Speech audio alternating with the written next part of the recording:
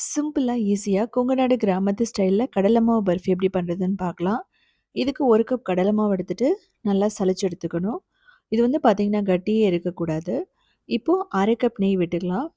நம்ம கொஞ்சம் கொஞ்சமா ஊத்திட்டு, கட்டி இல்லாம நல்லா மிக்ஸ் பண்ணிக்கணும். இது வந்து பிகினர்ஸ்க்கு சிம்பிளான ஒரு பர்ஃபின்னு சொல்லலாம். இந்த மாதிரி நமக்கு ஸ்மூத்தா இருக்கணும். நெய் வேணாம் அப்படின்னா, சன்ஃப்ளவர் ஆயில் ஃபுல்லாமே நீங்க யூஸ் பண்ணிக்கலாம். இப்போ 1 கப் சுகர், அதுக்கப்புறம் 1/3 கப் தண்ணி. தண்ணி ஊத்திட்டு நல்லா மிக்ஸ் பண்ணணும். நீங்க 1/4 கப் தண்ணி கூட ஊத்தலாம். இப்போ 1 கம்பி பதம் வரணும். சுகர் பிடிக்கலனா ப்ரவுன் சுகர், நாட்டு சர்க்கரை எது வேணாலும் யூஸ் பண்ணிக்கலாம்.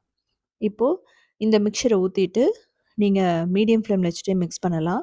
ஏன் அப்டின்னா, இதில நெய் கலந்திருக்கனால கீழ அடி பிடிக்காது. ஸோ கிட்டத்தட்ட ஒரு 5 நிமிஷம் நல்லா மிக்ஸ் பண்ணுங்க. நல்ல பெரிய பெரிய பபிள்ஸா வரும். ஸோ தேவைப்பட்டா எக்ஸ்ட்ரா 1/4 கப் நெய் கூட நீங்க ஊத்திக்கலாம். இல்ல அப்டின்னா 1/4 கப் சன்ஃப்ளவர் ஆயில் நீங்க ஊத்திக்கலாம். இந்த மாதிரி நல்லா திரண்டு நூல் நூலா வரணும். இப்போ நம்ம ஒரு ட்ரேல வந்து போட்டுக்கிறோம். நீங்க நெய் தடவி கூட போட்டுக்கலாம். நான் பட்டர் ஷீட் போட்டிருக்கேன். இப்போ ஈவனா ஸ்ப்ரெட் பண்ணிடுங்க. ரொம்ப வந்து ப்ரெஷர் குடுக்க வேணாம். பபிள்ஸ் எல்லாம் வேணும்னா ப்ரெஷர் குடுக்க வேணாம். மேல பாதாம், பிஸ்தா எது வேணாலும் நீங்க தூவிக்கலாம். ஸோ இப்ப பாருங்க, ஒரு 10 நிமிஷத்திலேயே செட் ஆயிடும். நல்லா சாஃப்ட்டா இருக்கும். அதே சமயம் வந்து பார்த்தீங்க அப்டின்னா, 2 வீக்ஸ் வரைக்குமே கெட்டு போகாது. வாயில வச்சோன்னா கரைஞ்சிடும். கலர் இல்லாம பண்ணிடலாம்.